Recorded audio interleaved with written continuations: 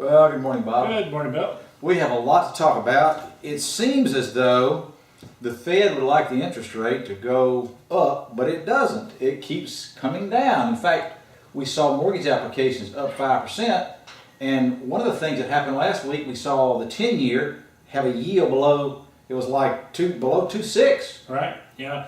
And, I mean, honestly, the Fed is worried because just like Europe, we're starting to see evidence that the inflation rate is coming down. There's no inflation. In fact, they're concerned about deflation. Exactly. Now, why do you think that's the case? Because we've had all this, I won't say free money, but nearly free money.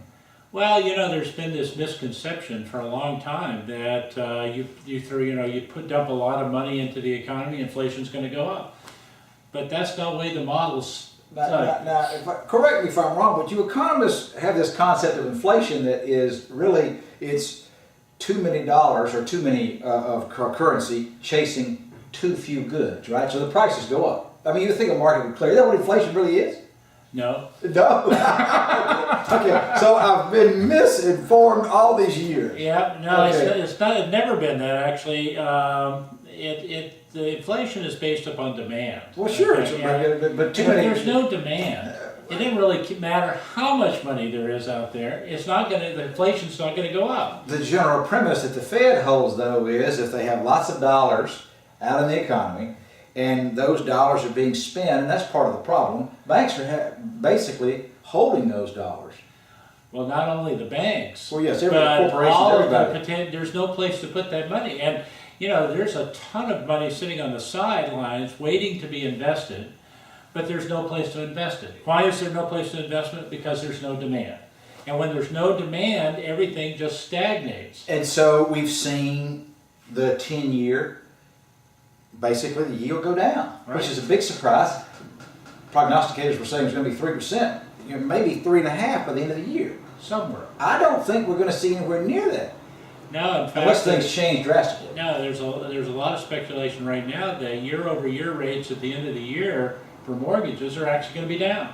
That's amazing. You know, but the problem is that that's not encouraging people to go out and buy. No, it's not, because you would think if prices are going up, I know we're mixing and matching mortgage rates and asset prices, but if housing prices are going up, that would encourage people to come in because they think tomorrow's price is going to be higher than today. Yeah, and there's several things that are influencing that. We're seeing year-over-year average prices going up about 9% from last year, okay, our most recent report. And That's an average across all markets. Some markets are more, some are that's less. still 22% down from the peak. Right? Okay, that's a huge, I mean, we're still very cheap in the housing market. And we've got mortgage rates that are at historical lows. I mean, they're very low. Especially on an Now, inflation-adjusted basis. they're like very low. And yet, we're just not seeing it. So why was that being? Okay, one, JOBS? JLBS? JOBS. JLBS. Lack of JOBS? I don't know what JLBS is. Jobs. Oh, JLBS, I'm sorry. It's early, folks. It's early. Caffeine. Oh, Okay. yeah. It's like, you're right. Economists are mathematicians, not spellers. But that's okay. Exactly. Okay. Yeah, All right, go spelling is ahead. never my thing. But anyway, you're right. A lot, no jobs, and we still have a large number of people who are underwater. But that goes back to your argument about demand. Right. If there was demand for goods, there would be jobs. I realize there's a big technological innovation phase going on, which companies are getting more efficient. And as a result, they don't need as many people to do the same thing. I mean, agriculture is a great example. It's Right. amazing in agriculture what's happening. Yeah, you know, if you go back historically and look at the country, we always put a lot of money into developing infrastructure, and our infrastructure has been declining. Our schools have been declining. We're just not putting the money into those things, and that creates jobs. And it's just not happening right now. There's been this misconception. The government, the economy, the big economy, should operate exactly opposite of the household economy. Okay, when you're in tight straits at your household, you cut back on your spending, because you're worried about your income and everything. The government should be doing the opposite. When the economy is going down, they should increase spending to counteract That sounds like that when things are booming, they should pay things off. they ought to be raking a bigger tax Rake rate. up big taxes and pay off the debt they accrued when things were down. And then when things are down, they ought to be cutting way back on the they ought to be cutting way back on the taxes. The taxes automatically cover it, because there's no thing by income to tax on. And so what they're doing. But the rate ought to come down, so the rate ought to go up when things are good. In the household. No. We're talking about dollars here, dollars, not rates. So we should be spending like crazy on infrastructure right now to get the economy going again. But what's concerning is that the lack of this demand is just continuing to build expectations. And so if you think that things are going to continue to go down in the future, You're not going to invest. You're not going to invest Not in now, assets. and you're not going to buy, right? And so You're going to wait for a cheaper price. exactly. And if you think they're going up, you're going to buy today because you think today you get a better price than tomorrow. Now, as a result, what's happened is because of that, corporations are looking around. They need to deploy this money. That money's got a cost. Very expensive. And so what we're seeing is the way they're beginning to deploy the money, instead of making pure asset and innovation plays, is they're buying their competitors. Consolidation is beginning to occur. Right. We now have fewer banks than we did at any time in this country since the Great Depression. That's amazing. And you're starting to see lots of consolidation go on in banking. Right.